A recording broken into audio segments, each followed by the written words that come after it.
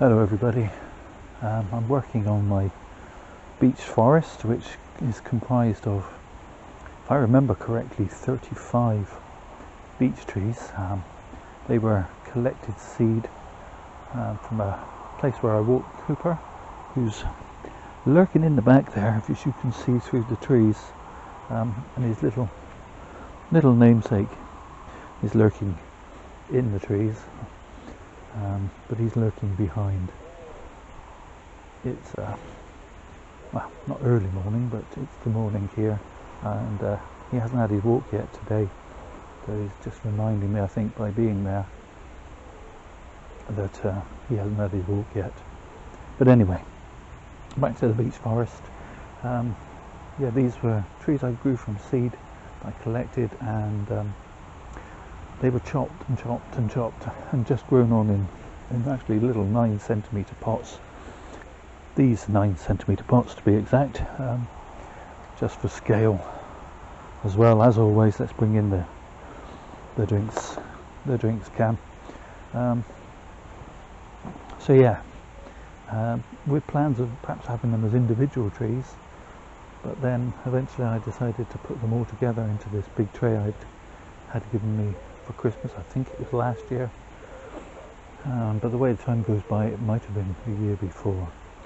So let's give you a quick twirl. I've kept the trees at the back shorter to give a little bit of perspective, and as you can see, I've removed most of the leaves now. I've been working on that yesterday, and just left a few that need to come off, so we'll do that quickly.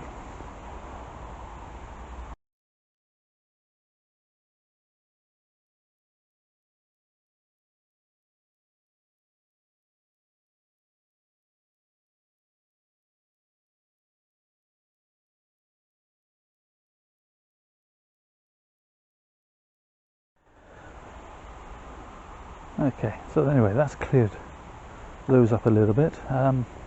What I want to do now is just a little bit of tidying up work with some of the trees where they're crossing into one another, and rather than it being a fairly bog standard forest with dead straight trees, again, this is more of a kind of a haunted forest look to it, with the trees that have been growing up and leaning out and searching for the light. That's how my thought processes goes. This tree, for example, has grown out at an angle and up and into this space right here. I don't know how easy that is for you to see. Let's move you in a little bit closer. Yeah, this one comes up at a strange old angle, but I like it that way, and it just makes me feel like a proper forest where it's grown in nature, rather than a managed woodland where everything's planted in neat straight rows. And oh yeah, do you ever get the feeling you're being nagged? He's a good old dog, really. Despite his arthritis, he loves to go out for his walks, but he can be a little naggy at times, can't you? At least it's silent nagging, I suppose, as opposed to barking at me. Anyway, back to the tree. This is the back of the trees, and as I said, I want to keep them shorter, but I've also got some issues. Here, for example, I have the tree is forked and I have two leaders coming up. This one is directly competing with the tree in front of it, behind it, from this angle, so I'm going to remove that one, even though it's slightly thinner. But I also don't like this branch here, which is almost a third leader. So if I can do that without knocking the camera, come in from behind, I'm going to remove that piece. So I now have this branch poking out to the side, and I'm going to take off this leader here, fact, I'm going to take it all the way back.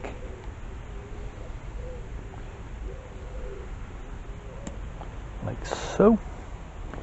And then it's just going to be a case of doing the same things where I feel I have more than one leader on a tree. For example, here, this branch is competing to be a leader. And I want to shorten it anyway, so in fact I'm going to take that down to that piece if I can help it, because these trees do get quite congested. I don't want to apply wire. I want to do it all by clip and grow if I can. And we have a branch here that's growing back into the middle, and we also have some low branches, and I'm trying to get rid of these low branches so that I can see through these trees front to back below the canopy. So I'll just carry on snipping where I see things that require snipping, and move you back a little bit while I do.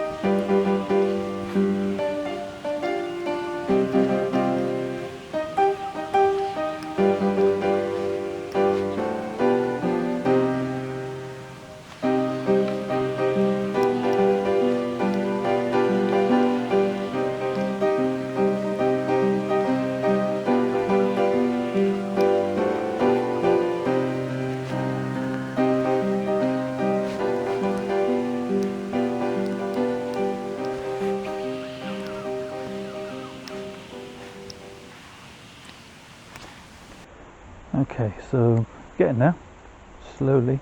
It's kind of important to get a lot of this stuff that I don't want out, cut out, before the trees leaf up, because once the canopy is in place, it's really hard to get inside, to get in between these trees and these trunks. We subscribe to this guy for his bonsai trees, not his makeup tips.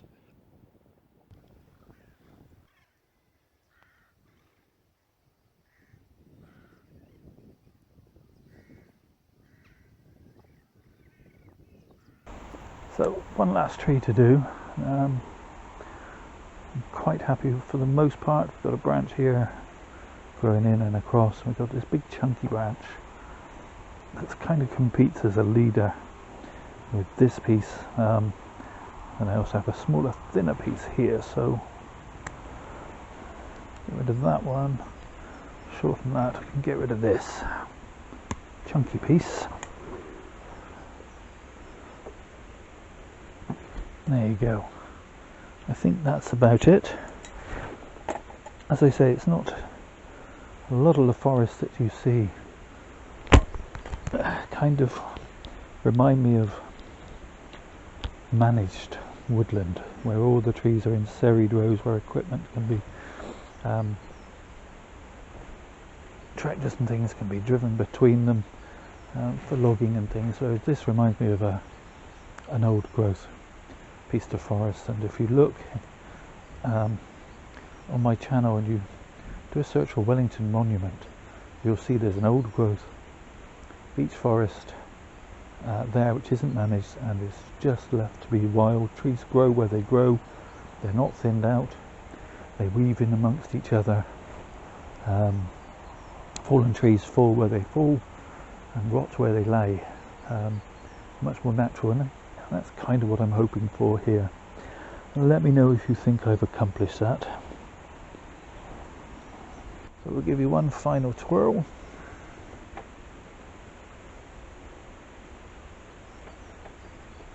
As I say, as far as I can remember, and my memory's not always the greatest, but I think there are 35 trees in all.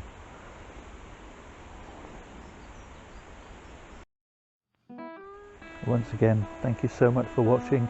Do the YouTube things, the liking, the subscribing, the commenting.